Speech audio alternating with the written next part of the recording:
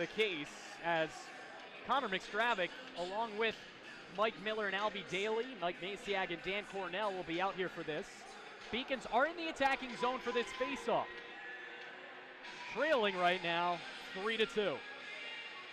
Niezgoda takes the faceoff against McStravick. It's won by Connor, and then hooked and dumped down was Miller, no call. McStravick lays the hit into the boards, and it's dumped behind the net of Reichenbach, but with no Beacon there, this will be an easy clear for the Cadets. Now here is Stewart with control. Stewart looking for some assistance. He's got Pichette and Piaccinini. Meanwhile, Stewart will settle it down. Piacentini has it. And now the Beacons get control and are able to clear. Cornell finds Masiak, who is able to find McStravick over the blue line, but the Beacons can not get a shot away. They do keep it in. McStravick looking for Miller, finds him. Mike Miller to the near side corner. Miller's all alone with 5:43 to go, dumps it back to the point. Cornell, DD, Masiak, shot, they score! UMass Boston's Mike Masiak has delivered, and with 5:38 to go, the Beacons are tied yet again. They will not go down into the good night. Mike Masiak's first of the season has evened it up at 3. Looked like a harmless play. Cornell at the blue line, everyone was expecting him to take the shot, and everyone knows he's got a heavy shot. He actually dishes it over to Masiak, who lets it go for that one-timer. I don't know if Reichenbach ever saw it. It hit the back of the net. There's a momentary delay in the crowd. I think everyone here was surprised that went in, and here we have it. 3-3 hockey game with 5:38 left in the third period. Great shot by Masiak. Back and forth they go. Which side will the pendulum swing when the clock reads 0? We'll find out here on the Beacons Broadcasting Network. UMass Boston had a 1-0 lead, then fell behind 2-1. They evened it up in the third period 2-2 before falling behind 3-2. And with 5:20 to go, Mike Masiak's first goal of the season has evened it up at 3. Beacons looking to get the lead for the first time since the first period. A shot from the point by Mason is gloved by Reichenbach. Well, this is going to be a very, very interesting 5:10 here left in the third period. Very, very interesting finish to this hockey game. Norwich has had multiple leads throughout the day, and UMass has been up to the test each time. Coming back, and here we have it, 3-3 hockey game, and I can almost guarantee you the first 1 to 4 is going to win. Well, you talk about the success of UMass Boston, they score! Peter McIntyre delivers, and the Beacons have taken a 4-3 lead. Unbelievable, right off the draw, that was definitely drawn up. You saw Bucco and McIntyre talking before the face-off. They absolutely had that play drawn up, sent it to the net. McIntyre was unsuccessful on that first shot, but was able to, with that long reach, go right around the goaltender and tuck it home. And 4-3 here in the third period. You heard me just say it. First 1 to 4 is going to win this hockey game. You see Norwich is taking a timeout. They know what they're up against here. Away. They took a 3-2 lead, and now the Beacons, what a penchant for comebacks under Peter Belisle, have taken the 4-3 lead with 5 minutes to go. Now a chance with the pushback. Niezgoda's shot's deflected by the waffle board and wide. Courier settles it down. He has a goal today. Knocked down by Miller, and he dumps it all the way in. So UMass Boston, with 4:45 to go, is protecting a lead now for the first time since, well, about the 6-minute mark of the first period.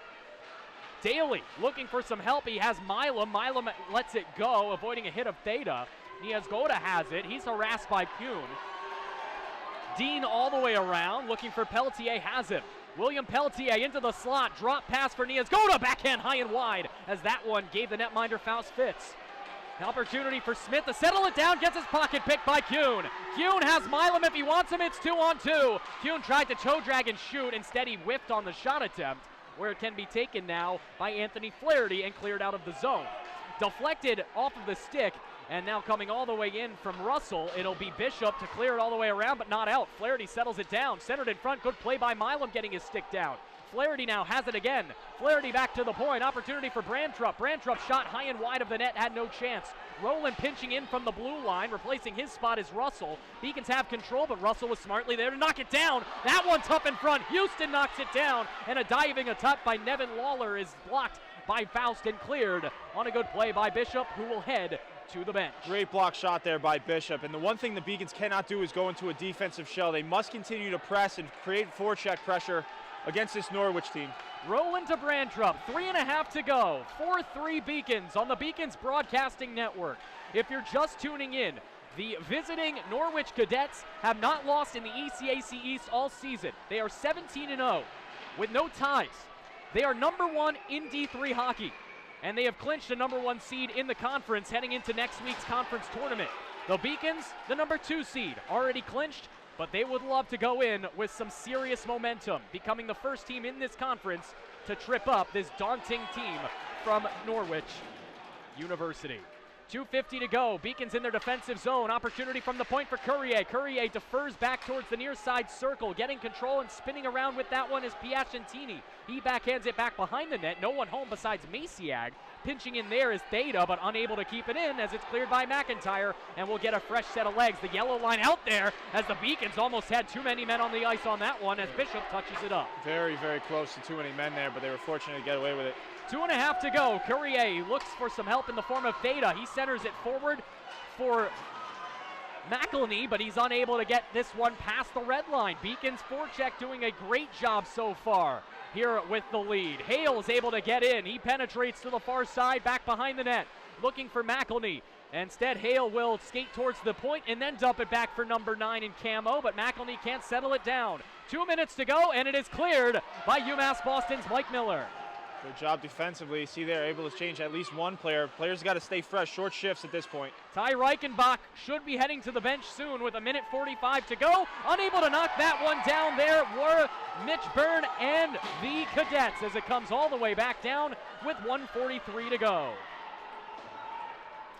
Behind Reichenbach's net, they have to do something soon. Do the Cadets? Salvucci has it. He has a goal in this period. Centered Peltier, backhand shot, short side, knocked down by Faust. Salvucci couldn't get there, held out by Houston, and cleared by UMass Boston. Good play by Mike Kuhn. 1:20 to go, and the Beacons That's offside. see an offside call. It's right you are on Peltier. Yeah, that was pretty clear as an offsides play. It'll be interesting to see here. The UMass does have a timeout. I wouldn't expect them to take it in this situation, but they do have it. I think they're just going to throw a fresh line out there. Looks like they're going with that yellow line. They've been consistent all day, and like you said, they match up well against any line that Norwich puts out there, and we're getting to see Shepley, the referees over there, talking to the Norwich bench. Not quite sure what about. Regardless, it's 4-3 with 80 seconds to go. The netminder Reichenbach is still in. We'll see how long it takes till they pull him. Faceoff is won by the Beacons, and Cornell clears. Beacons have a 2-on-1, and they call a late offsides as Albie Daly and Connor McStravick were bearing in on Ty Reichenbach. Yeah, it was offside, no doubt, no doubt. McStravick, the pass was intentionally for him. Cornell would try to bank it to McStravick, which forced him offside. Daly had an opportunity, but that play was absolutely offside. Lines remain out there. It's Niezgoda, Peltier, and Salvucci for the Cadets, the top scoring line for the visiting team. Meanwhile, it's that top defensive line, the yellow line of Daly, Miller, and McStravick for Peter Belisle's Beacons. There goes Reichenbach. 60 seconds to go. As you hear from Matt Meisenbacher, Reichenbach did head to the bench before an offsides whistle is called. Yeah, Reichenbach's going to go here. And you see the coaching staff of UMass telling everyone remain calm. It's a minute left here. Let's not get, we know what's at stake here, but stick to the script, and another draw for Daly here.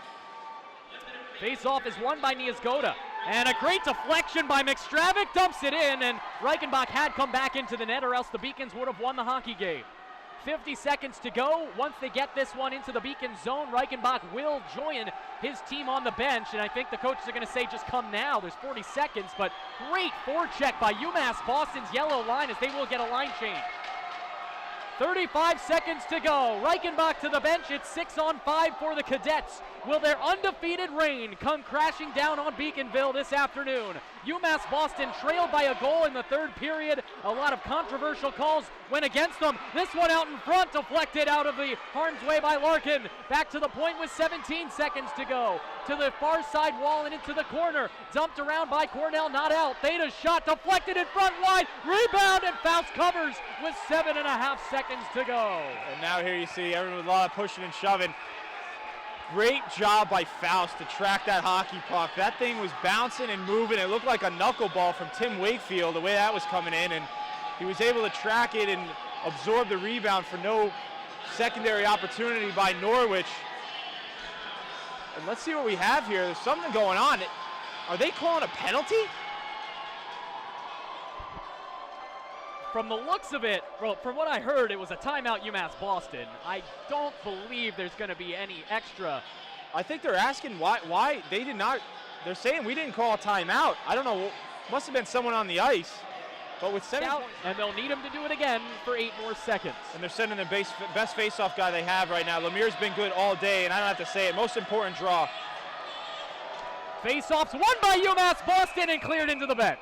So the face-off will remain in the attacking zone with 5 seconds to go, and Matt Meisenbacher's going to have a coronary here if this game continues any longer. I mean, Lemire wins the draw. It goes to McStravick, and he just chips it out of play. I know what he was trying to do there. He was trying to float it to center ice to kill the clock, but it got too much underneath it, and here we go again. 5 seconds left. Lemire's going to need to win it again. It's Brantrup and Rowland on the blue line.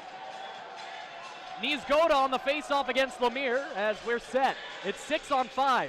Face-off is won by UMass Boston and cleared. The UMass Boston Beacons have come back from down 3-2 in the third period and have knocked the Cadets of Norwich University off their undefeated mantle. And as we prepare for the ECAC East Tournament playoffs, this is a good sign. The number 2 team in the conference triumphs over the number 1 team in all of the land by the final score of 4-3.